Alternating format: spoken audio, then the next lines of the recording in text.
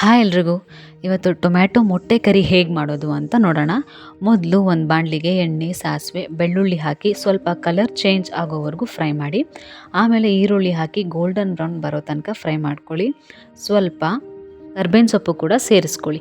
ಆಮೇಲೆ ಟೊಮೆಟೊ ಕೂಡ ಹಾಕಿ 5ರಿಂದ 10 ನಿಮಿಷ ಉಪ್ಪು ಹಾಕಿ ಚೆನ್ನಾಗಿ ನೀರು ಬಿಡೋ ಗಂಟ ಬೇಯಿಸ್ಕೊಳ್ಳಿ. ಮತ್ತು ನೀವು ಬೇಳೆ ಸಾರಿಗೆ ಉಪಯೋಗಿಸೋಂಥ ಸಾಂಬಾರು ಪುಡಿನ ಹಾಕಿ ಅದಕ್ಕೆ ಮಿಕ್ಸ್ ಮಾಡಿ 5 ನಿಮಿಷ ಪ್ಲೇಟ್ ಮುಚ್ಚಿ ಕುದಿಯೋಕ್ಕೆ ಬಿಡಿ. ನಿಮಗೆ ಗೊತ್ತಾಗುತ್ತೆ ಎಣ್ಣೆ ಬಿಡ್ತಿದೆ ಅಂದ ತಕ್ಷಣ. ನೀವು ನಿಮ್ಮ ಇಷ್ಟ ಅನುಸಾರ ಎಷ್ಟು ಮೊಟ್ಟೆಗಳು ಬೇಕೋ ಅಷ್ಟು ಮೊಟ್ಟೆಗಳನ್ನ ನೀವು ಹಾಕ್ಕೊಂಡು ನೀವು ಫ್ರೈ ಮಾಡ್ಕೋಬೋದು. ಪೂರ್ತಿಯಾಗಿ ತುಂಬ ಮಿಕ್ಸ್ ಮಾಡೋಕ್ಕೆ ಹೋಗ್ಬೇಡಿ, ಲೈಟಾಗಿ ಮಿಕ್ಸ್ ಮಾಡ್ಕೊಳ್ಳಿ ಸಾಕು. ಆ ಮೊಟ್ಟೆ ತಿನ್ನಬೇಕಾದ್ರೆ ಸಿಗಬೇಕು, ಆ ರೀತಿ ಇರಬೇಕು. ಮತ್ತು ಲಾಸ್ಟಲ್ಲಿ ಸ್ವಲ್ಪ ಕೊತ್ತಂಬರಿ ಸೊಪ್ಪು ಹಾಕಿ 5 ನಿಮಿಷ ಬೇಯಿಸ್ಕೊಂಡು ಎತ್ತಿದ್ರೆ ಮುಗೀತು. ಒಳ್ಳೆ ಟೊಮೆಟೊ ಮೊಟ್ಟೆ ಕರಿ ರೆಡಿ ಆಗುತ್ತೆ. ಇದನ್ನು ನೀವು ಚಪಾತಿಗೆ, ಅನ್ನಕ್ಕೆ, ಪರೋಟಾಗೆ ಎಲ್ಲದಕ್ಕೂ ತಿನ್ಬೋದು.